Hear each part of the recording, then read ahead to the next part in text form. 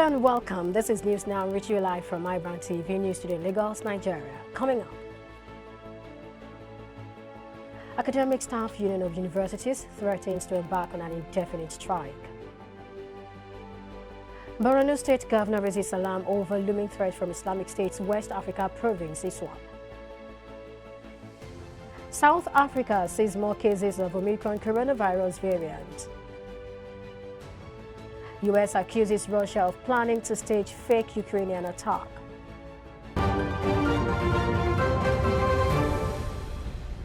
Glad to have you join us on News Now. I am Perpetua Fasomi Peter. Now the news in detail. President Muhammadu Buhari has launched a revised national policy on population for sustainable development, stressing the need for urgent measures to address Nigeria's high fertility rate through expanding access to modern contraceptive methods nationwide. President Buhari inaugurated the National Council on Population Management, NCPM, chaired by him and Vice President Yemi Osinbajo as Deputy Chairman, with heads of relevant ministries, departments and agencies, MDAs, as members in Abuja. The President noted that the nation's populace, the largest in Africa and seventh globally, and among the few whose fertility is still growing, is hinged on a youthful composition, with more than 72% of them being below 30 years, while half of the female inhabitants are in their reproductive years between 15 and 49 years. The Academic Staff Union of Universities, Asuu, says it would soon embark on an indefinite strike to press home their demands 1 month after it suspended a 9-month-old strike. Dr. Lazarus Megoro, chairman of the University of Jos chapter of the union, disclosed this in a statement on Thursday in Jos. The union suspended a 9-month-old industrial action in December 2020. Asuu embarked on an earlier strike over the failure of the federal government to address all the issues raised in the 2009 agreement it entered with the union. Megoro, who describes the federal government as an unfaithful spouse, said the union would not relent until the standard of education is uplifted in the country. Borno State Governor Babagana Zulum says the Islamic State's West Africa province ISWAP is a threat to Nigeria as a whole. He called for a retooling of the military to stop the terror group from growing into a greater monster. The governor believes that a well-equipped and better funded ISWAP, if allowed to gain an inroad into the country, would pose far worse humanitarian and security crisis than Boko Haram. Zulum spoke during the weekly ministerial briefing of the Presidential Communication Team at the Presidential Villa in Abuja. Zulum therefore urged President Muhammadu Buhari to engage mercenaries for support. Ondo State Governor Arakunrin Oluwarotimi Akeredolu, Senior Advocate of Nigeria, has called on universities in the country to rise to the challenges of the 21st century, including the global pandemic. Governor Akeredolu particularly charged the universities to be at the forefront of national development in this age of knowledge economy. He spoke at the second and third combined convocation ceremony of the University of Medical Sciences, Ondo. The exodus is increasing in number. Exodus of our health professionals is causing us a lot of anxiety. Find a way to stay back to serve your country and serve your fellow men. We have strived to build our portfolio of academic programs. The intention is not only to increase the number of our courses and thereby expand the opportunity for quality tertiary education for the Nigerian youth, but also to address key gaps in Nigeria's health professional training arena. Among others, we are strategically positioning ourselves as the regional center of excellence in medical rehabilitation, an area. As you celebrate, remember that apart from your own efforts and sacrifice, many others have sacrificed for you. Go out into this world and remember the children of who you are. The cultural group known as the Yoruba Heritage Art and Cultural Group Worldwide has called on parents and guardians of Yoruba descent on the need to ensure that the language, heritage and cultural value are well preserved. This call was made during the second anniversary of the group held in Ibadan, the capital city of Oyo State. We have many people in the diaspora. I'm going to start from Brazil and some other part of Europe, United Kingdom, Republic of Ireland, where I reside, the Gambia, in France. I'm telling you today that they all value their culture. That's why you see the Brazilian, you see the Portuguese, you see the white people all over the world coming down to Nigeria to learn about Yoruba, to learn about Ifa, to learn about Orisha, to learn about our heritage. Our modern language should not be a thing of past. Because somebody said in the next 50 years, Yoruba language will be in an extinction. But we are trying, because we are not in Nigeria, we reside outside the country. That's why we make it a point of view to make sure that we teach our children the language, so that our mother language should not be in disarray later. Because by the time you are speaking, you mix Yoruba with Igbo, with English and all this thing. We are not portraying the real culture. But that is why we people should try to make sure that in schools, our language is being taught. Some indigenous of the Igede community in Asuu Central local government area of Edo State have lamented the lack of availability of potable water supply in the area. iBrandTV visited the community and filed this report. A visit to Igede community reveals that its indigents travel long distances just to get water to either cook, bathe, wash, or do other chores. A resident of the community known as Mr. Mezek has taken advantage of the situation to make big business by selling water. We are selling water here. We have a senator here. We have a minister here. They don't give the problem that is going on. They don't give contract. They don't work with the grassroots to tell them this is where this problem is. This is where you can get water. This is where you cannot get water, and this is what those people need. They don't get to the grassroots.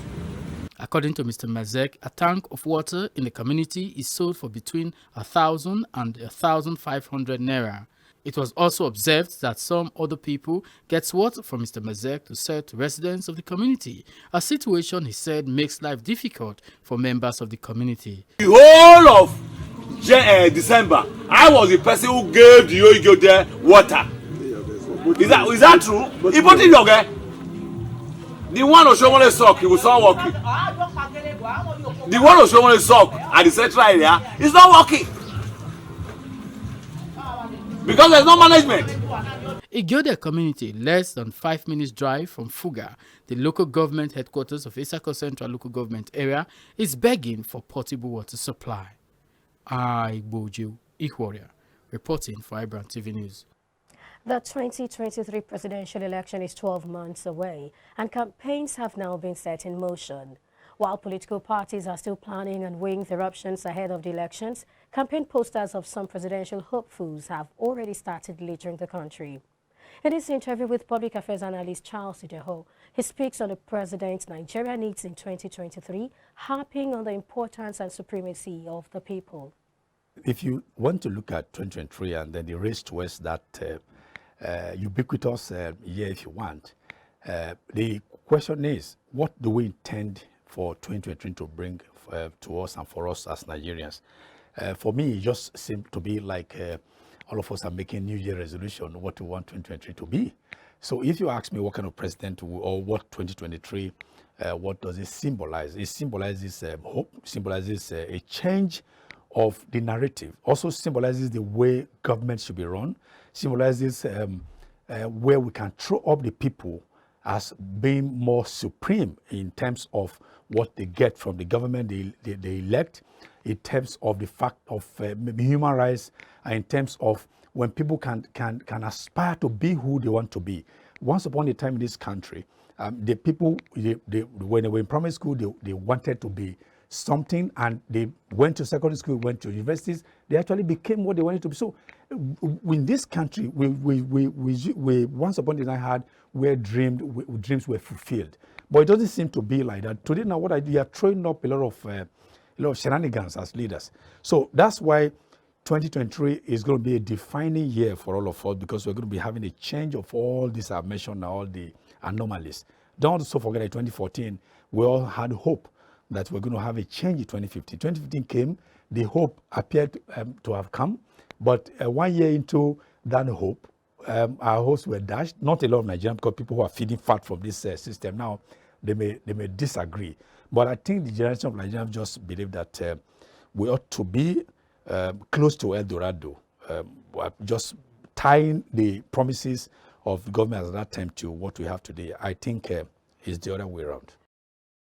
Over 90 hectares of hybrid mango farm belonging to former President Olusegun Obasanjo at Howe in Gwe East local government area of Benue State have been burnt by persons suspected to be from neighboring communities last week. Manager of the farm, Zubelu Mohammed, who told newsmen at the farm during inspection, described the incident as unfortunate. This is the second attempt. The first attempt, we were vigilant enough. It was in the night, around sometime December, in the night, 9 p.m. in the night. So we quickly saw the sign, we rushed there and we put it off.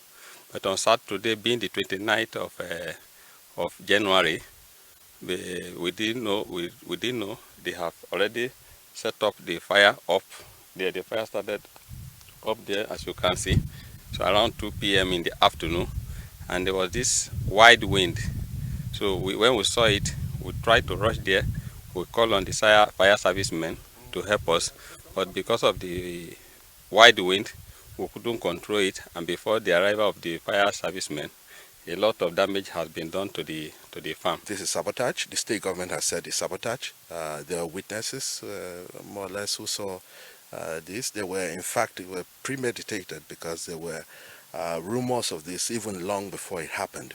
And we heard that some traditional rulers were already talking to those aggrieved members of the community who were plotting to set this farm ablaze. So we believe that it's not the community that has not welcomed the stay here of our operations here. Olumuyiwa Adu has emerged the candidate of the People's Democratic Party, PDP, for the House of Representatives by-election for the vacant seat of Akure North South, slated for February 26, 2022. Adu won the election with 98 votes to push Kemisola Adesoya, who got 70 votes, to second place. By the power conferred on me, Dr. Amos Alabi Fawale, barrister, I now declare Adu as the duly elected, Olumuyiwa Adu as the duly elected candidate for the party. Since the day I got this invitation to come and contest this election, I'm determined to see that whatever I lay my hands upon can never fail. So for 2023, it is my project. It is the project of the leaders I look up to. It is the project of everybody to ensure that we change the current situation of this country. And still to come, Prime Minister Boris Johnson rocked by resignations from his team of aides. Details and more news update after this commercial break. Stay with us. Swift Dry Cleaners Limited, professional dry cleaners, best in dry cleaning and laundry services that meets the needs of our consumers. Yeah, Swift Dry Cleaners Limited. Swift Dry Cleaners Limited. Swift Dry Cleaners Limited. Swift Dry Cleaners Limited. Yeah, for clean wash and quick delivery. Yeah, Swift Dry Cleaners Limited. Swift Dry Cleaners Limited. Swift Dry Cleaners Limited. Swift Dry Cleaners Limited. For clean wash and quick delivery.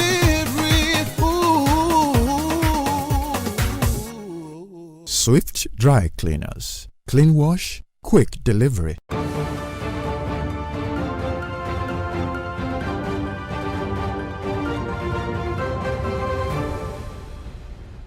West Africa's regional bloc, the Economic Community of West African States, ECOWAS, said on Thursday it will deploy troops to Guinea-Bissau to help stabilize the country following a failed coup early this week.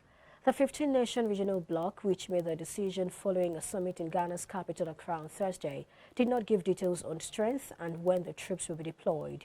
ECOWAS deployed a similar mission to the country from 2012 to 2020 after a coup to help deter the military from intervening in politics and protect political leaders. South Africa is seeing more cases of the BA2 subvariant of the Omicron coronavirus variant and is monitoring it. But there is no clear sign that BA2 is substantially different from the original Omicron strain, a senior scientist said on Friday. Major Groom from the National Institute for Communicable Diseases showed in a presentation that BA2 accounted for 23% of the 450 samples from January sequenced by South Africa's Genomic Surveillance Network and the original strain 75%. Of the 2,243 samples from the December that were sequenced, BA2 accounted for 4% and the original strain 94%. And now from the international scene, the U.S. has claimed Russia is planning to stage a fake Ukrainian attack that it would use to justify an invasion. It alleged Moscow was likely to release a graphic video showing the attack on Russian territory or against Russian-speaking people in eastern Ukraine. Russia denied it was planning to fabricate an attack, and the U.S. did not provide evidence to support the claim. The build-up of tens of thousands of Russian troops on Ukraine's borders has escalated fears of an invasion. Moscow says they are there for military drills, but Ukraine and its Western allies remain concerned that Russia is planning to launch an assault. Prime Minister Boris Johnson has been rocked by a string of resignations from his team of aides in Downing Street. Police advisor Elena Naruzhansky is the latest to leave her role after 4 senior staff members quit on Thursday. Johnson's policy head, Munira Mirza, was the first to depart, followed by communications chief Jack Doyle. The PM is battling to save his premiership as Conservative MPs consider whether to oust him over lockdown parties in Downing Street. And coming up next is business news.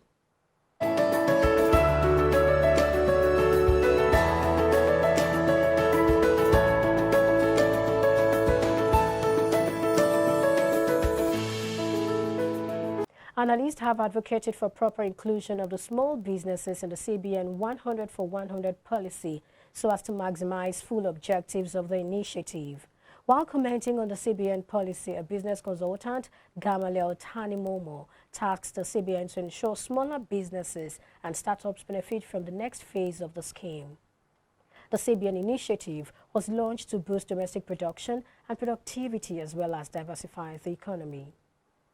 I'm sure that the CBN has its reasons for targeting companies at the highest point of the economic ladder for these purposes.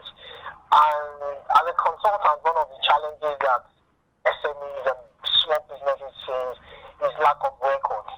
Now, so it is not that these funds are not there, but the question is, can the average SME access it? Do they have systems? Do they have structures? Do they have processes? And I'm not saying that those big names also have these things.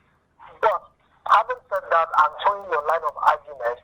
I'm sure that the CBN has several other support or economic vehicles initiatives. Maybe what we can clamor for is rather than make it 100 for 100, we can say give SMEs maybe a 20 slot, a 10 slot, so that they can further add value to the economy. But if you look at it broadly speaking, I think that what they're doing is strategic, and hopefully looking at it from tax purposes, you give these guys money, they pay intensely, they do this, they do that. So it's going to be not a one-line. The federal government has disclosed that it has agreed to a 30-year concession for the Onitsha River Port, adding that the move will generate 50 billion naira and boost job creation. This was revealed in a statement by Infrastructure Concession Regulatory Commission after the Federal Executive Council approved the decision. The Infrastructure Concession Regulatory Commission, ICRC, also stated that the concession was approved under a Rehabilitate, Operate and Transfer Agreement. Recall in 2021, the federal government issued operating licenses to about 8 barge operators to move containers from Lagos Port to Onitsha River Port and other inland ports through the country's inland waterways, adding it would likely generate as much as 30 billion naira annually from that operation if well managed. The federal government has issued a check of 250 billion naira from Sukuk Bond to 3 ministries for the implementation of capital projects across the country. These are the Ministry of Works and Housing, Ministry of Federal Capital Territory, and the Ministry of the Niger Delta Affairs. Out of the 250 billion naira check, the Ministry of Works and Housing got the largest share of 210.565 billion naira. The Ministry of Federal Capital Territory was allocated 29 billion naira, while the Ministry of Niger Delta Affairs was allocated 10.435 billion naira. The Minister of Finance, Budget and National Planning, Zainab Ahmed, said the 250 billion naira was part of the capital expenditure in the 2021 appropriation bill. She said the government would continue to raise the needed fund and prioritize spending for critical infrastructure in the country. In another development, the Minister of Finance, Budget and National Planning, Zainab Ahmed, on Thursday disclosed that as at November 2021, 3.4 trillion naira has been spent on capital expenditure, representing over 74% performance when compared to the total capital budget of 4.569 trillion naira. In the same vein, the Ministries of Federal Capital Territory, Works and Housing and Niger Delta shared the 250 billion naira Sukuk 4 funds raised in December 2021 by the Debt Management Office DMO. So far, 612.557 billion naira has been raised from Sukuk since its inception in 2017. The Finance Minister, who made a disclosure in Abuja at the symbolic presentation of Sukuk checks to the beneficiary ministries, explained that the latest 250 billion naira Sukuk will be released as part of the capital expenditure in the 2021 Appropriation Act, which has been extended by the National Assembly to March 31, 2022. A breakdown of the 250 billion naira shows that Works and Housing Ministry got the lion's share of 210.565 billion naira, while the FCT got 29 billion naira. The Ministry of Niger Delta Affairs, on its part, enjoyed a slice of 10.435 billion naira. Mark Zuckerberg's net worth has decreased by $33 billion. This is sequel to the record-breaking plunge in Meta shares on Thursday, 3rd February 2022. Based on a Bloomberg index, the 37-year-old has a net worth of $89.6 billion, which no longer makes him one of the 10 richest people on Earth for the first time since the summer of 2015. The company rebranded from Facebook to Meta, of which Zuckerberg owns 13%. Zuckerberg's $31 billion loss ranks as the second largest single-day loss in history, only surpassed by Elon Musk's $35 billion loss in November after he tweeted about selling 10% of his Tesla stake. The stock of Meta Technologies nosedived after the company warned that revenue growth in the next quarter would be weaker than expected and that recent privacy changes from Apple would cost the company $10 billion. Facebook's parent company's stock price has plunged more than $230 billion in value in a single day, the biggest one-day loss in U.S. history. In its earnings report on Wednesday, 2nd February 2022, Meta reported its first ever decline in daily user numbers, raising concerns about the future of the company. Oil prices climbed on Friday, extending sharp gains in the previous session, sparked by persistent supply concerns and as frigid weather cascades across the United States, threatening to further disrupt fragile oil supplies. Brent crude was up 16 cents or 0.2% to $91.27 per barrel after rising $1.16 on Thursday. U.S. West Texas Intermediate crude rose 2 cents or 0.3% to $90.55 per barrel, having gained 2.01 cents the previous day to settle above $90 for the first time since October 6, 2014. Both benchmarks are headed for their 7th straight weekly gain. WTI crude surged over the $90 level after an Arctic blast made its way to Texas and disrupted some oil production in the Permian Basin, said Edward Moyer, senior market analyst at Oanda. A massive winter storm swept across the central and northeast United States on Thursday, where it was delivering heavy snow and ice, making travel treacherous, if not impossible, knocking out power to thousands and closing schools in several states.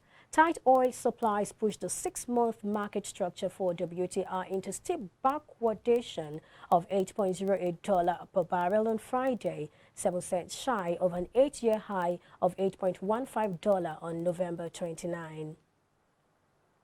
And coming up now is sports news.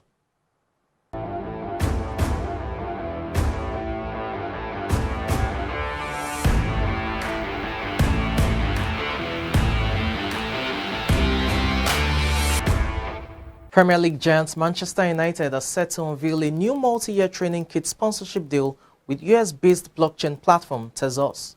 The deal is worth in excess of £20 million per year, and United have already put together marketing content for the announcement.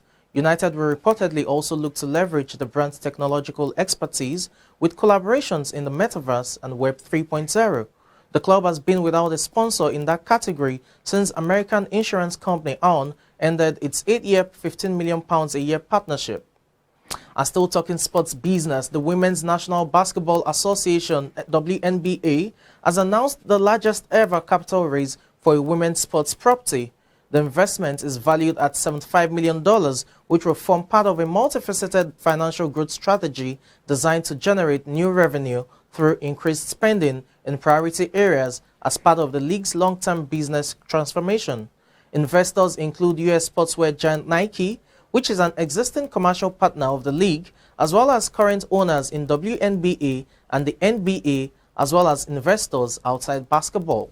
The funds will be used for brand elevation and marketing, globalization of the WNBA, and innovation, digital and growth of consumer touchprints, and human capital as well as operational optimization.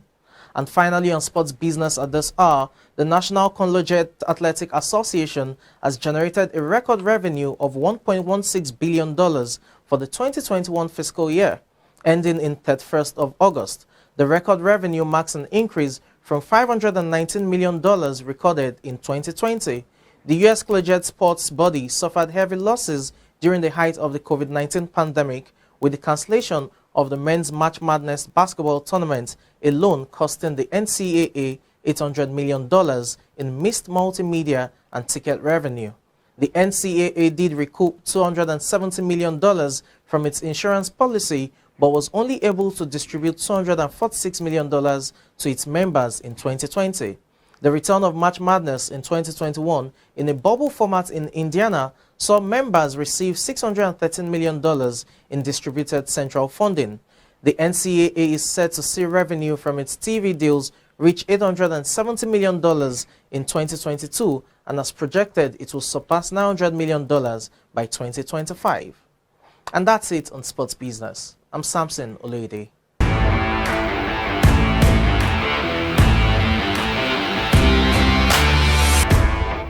Thank you, Samson Oloyede. We are now joined by Michelle for Entertainment Business.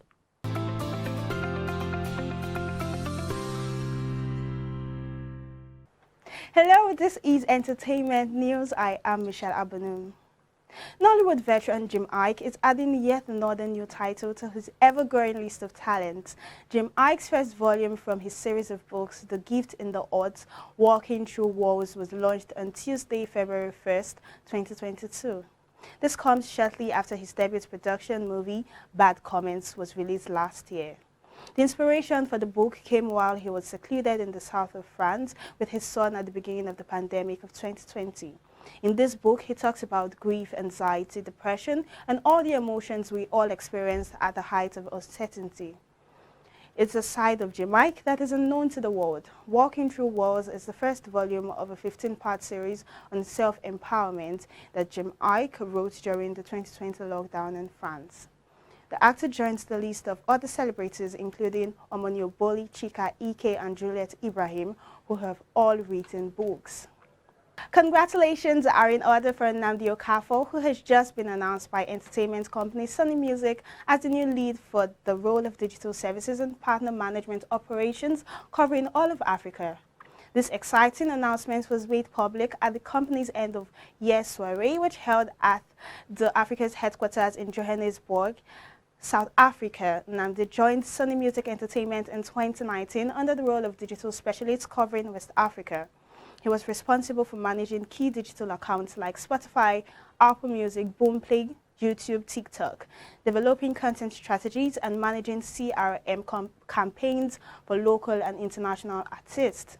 Nnamdi was also presented with a Recognition Master Award by the MD of SMEA at the end of the year event in South Africa and has promised not to relent his efforts in delivering with astounding strides. And that's it on entertainment news. I am Michelle Abanum.